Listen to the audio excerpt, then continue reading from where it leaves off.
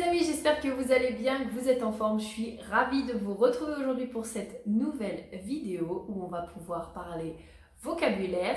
On va bientôt démarrer, mais avant ça, pense tout de suite à télécharger ton e-book, les 5 erreurs qui font que tu n'arrives pas à parler une autre langue, et bien sûr à t'abonner si ce n'est pas encore fait. Et là, on va démarrer tout de suite. C'est parti! Alors, première chose qui me semble vraiment très importante pour moi quand on veut apprendre du vocabulaire, c'est déjà de savoir quel type de vocabulaire est-ce qu'on a envie d'apprendre, ok? Pour moi, ça c'est vraiment très important. Quand on est à l'école ou alors quand on apprend de manière un peu plus académique, ce qui fait qu'on a du mal à progresser quand on veut apprendre du vocabulaire, c'est qu'on apprend des trucs qui ne nous servent à rien, ok? Par exemple, on va apprendre le mot cheval, sauf qu'on n'a pas de cheval, on ne sait pas du tout quand est-ce qu'on va utiliser tout ça, ni rien, mais on nous demande de l'apprendre pour l'école, ou alors le mot docteur ou le mot peu importe, sauf que personne dans ta famille n'est docteur ni rien, donc finalement, ça vient à te perdre et tu ne sais pas pourquoi tu apprends ce mot et ça ne te donne pas envie de l'apprendre parce que tu n'en as pas l'utilité ni l'intérêt. Donc tout d'abord, pour pouvoir apprendre une langue et apprendre du vocabulaire, surtout, ce qui est important, c'est de savoir quel type de vocabulaire est-ce que tu veux apprendre. À quoi est-ce qu'il va te servir? Comment est-ce que tu vas pouvoir l'utiliser? Dans quel cas est-ce que tu vas l'utiliser? Est-ce que vraiment il t'est utile? Ça, pour moi, c'est la première des choses à savoir. Ensuite, pour faciliter justement ton apprentissage, encore une fois, je vais revenir sur les moyens académiques, mais quand on est sur un moyen académique, on te demande d'apprendre des listes et des listes et des listes de vocabulaire qui finalement vont te servir à rien, parfois pour la plupart du temps. On n'y peut rien, les profs n'y sont pour rien, c'est juste que c'est ça qu'on te demande de faire, donc il ne faut pas leur en vouloir. Mais ce qui va être important, ça va être de pouvoir apprendre en contexte, c'est-à-dire plus de manière académique où tu vas lire comme ça tes mots un par un, ok, ça, et où après tu vas faire des petits tests pour vérifier tes connaissances, etc. Puis finalement tu vas finir par tout oublier, on va pas se mentir.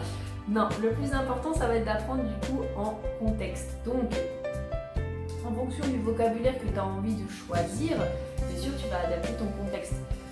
Par exemple, moi ce que j'aime bien dire à mes élèves, c'est par exemple quand tu te balades dans ta maison, si tu as envie de connaître par exemple un petit peu les pièces de la maison, les choses comme ça, quand tu te balades dans ta maison, tu peux par exemple te dire à haute voix quel est le nom de la pièce.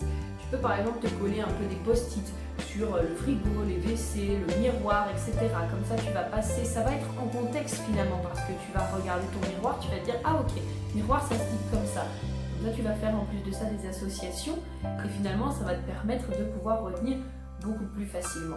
Et ça me permet justement d'enchaîner avec la prochaine étape qui va être de faire des associations.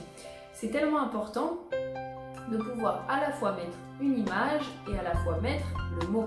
Ok, qu'est-ce qui fait que par exemple, peut-être quand tu vas regarder une série ou quand tu vas écouter une musique ou quand tu vas lire un livre avec des images, tu vas retenir beaucoup plus facilement, c'est parce que les deux ils sont associés.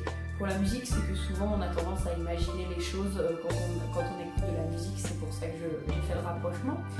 Mais quand tu associes du coup l'image et l'idée que tu souhaites apprendre, c'est beaucoup plus facile parce que là tu as entre guillemets un peu une double mémorisation qui se fait et tu vas pouvoir justement apprendre plus facilement.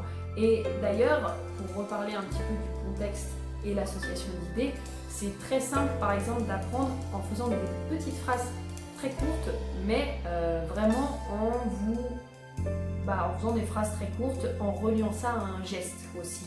Par exemple, le fait de manger une pomme, je ne sais pas pourquoi je trouve toujours cet exemple dans toutes les vidéos, mais par exemple, le fait de prendre une pomme, de se dire ça c'est une pomme, de l'amener à la bouche et de dire je mange une pomme, ça va vraiment aider la mémoire, parce que là en plus de ça on a la mémoire visuelle qui va se lancer, on a la mémoire auditive et en plus de ça on a la mémoire kinesthésique qui va se lancer du fait qu'on va faire le geste en même temps.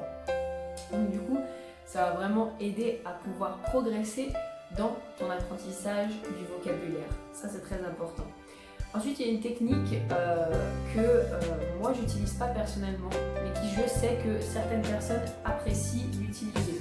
Notamment au début parce que de ce que j'ai compris, il y a quand même certaines limites.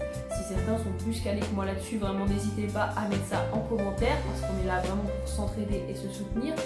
Mais c'est la technique du palais en fait, du palais mental. C'est-à-dire que dans votre tête, vous allez créer un palais mental et vous allez faire des pièces en fait dans votre palais, comme des pièces d'un palais, d'une maison, etc. Et à chaque fois que vous allez arriver dans une pièce, vous allez y ranger des choses et vous allez y mettre des objets et pour chaque objet va correspondre un mot. C'est un petit peu comme la technique de quand vous savez, vous vous baladez dans la rue et par exemple vous vous dites ok là j'arrive à la boulangerie, ça va correspondre à tel mot, là j'arrive à la boucherie, ça va correspondre à tel mot et comme ça quand vous fermez les yeux et que vous vous rappelez mentalement, vous allez associer justement votre endroit avec le mot ou le type de phrase que vous avez souhaité apprendre. Et bien en fait ça fonctionne de la même manière. Moi c'est une technique que personnellement je n'utilise pas parce que déjà je ne suis pas forcément hyper à l'aise avec cette technique et parce que moi ma technique préférée c'est celle dont je vais vous parler juste après qui va finalement taper avec le contexte mais c'est vraiment d'apprendre en pratiquant.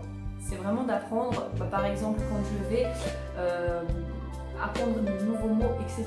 Ce que je vais aimer faire ça va être de les utiliser tout de suite par exemple avec les personnes avec qui je parle.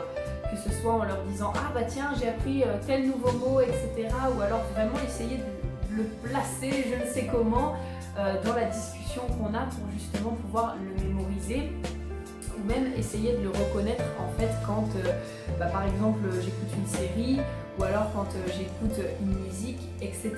J'adore moi cette technique parce que je trouve que c'est comme celle du contexte pour moi personnellement c'est celle qui fonctionne le mieux et qui est la plus simple.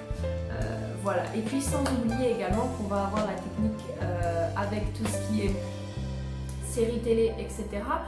Moi je pense que je vous ferai directement une vidéo là-dessus pour vraiment pouvoir vous mettre des mots parce que moi je sais que je la fais.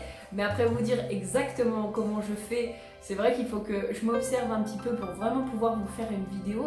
Mais là par exemple je regarde Kuroko no Basket, je sais que dès que j'entends un mot, ok, ça c'est le mot que j'entends, je vais faire une recherche en même temps sur le mot pour vérifier, comme ça j'ai appris mitomere par exemple, voilà qui signifie reconnaître, par exemple reconnaître le talent de quelqu'un, etc., reconnaître quelque chose, et voilà, et en fait je réapprends des petits mots, etc. Et ça je trouve que c'est vraiment utile et en plus de ça c'est pareil, on lit vraiment, là on lit en plus de ça un sentiment parce qu'on est en train de regarder quelque chose qui nous plaît, à finalement une action, à une personne ou un personnage qui parle, etc. Et là, c'est vraiment super. Donc voilà, j'espère vraiment que cette petite vidéo vous aura plu. Si vous aussi vous avez des techniques, vraiment n'hésitez pas à les mettre en commentaire. Comme ça, plus on partage, plus on rit. C'est pas vraiment ça, plus on va faire, plus on partage, plus on apprend. Et en attendant, moi je vous souhaite vraiment de passer une excellente journée et je vous dis à mercredi prochain pour la prochaine vidéo sur les langues. Bye bye tout le monde, ciao!